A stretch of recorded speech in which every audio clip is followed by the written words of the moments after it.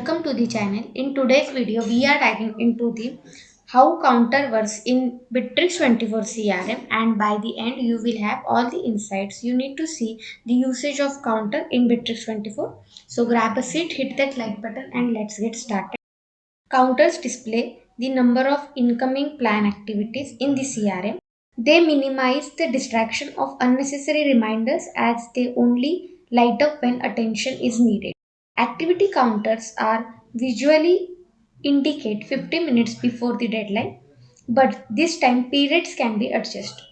For example, if you created the activity with deal and set the deadline for 5 pm, at 4:45 pm, the deal card moves to the top and it counters icon turns red.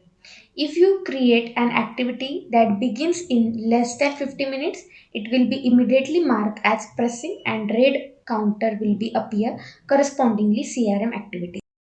As you can see over here, in this particular plan, we have the counters which is available over here.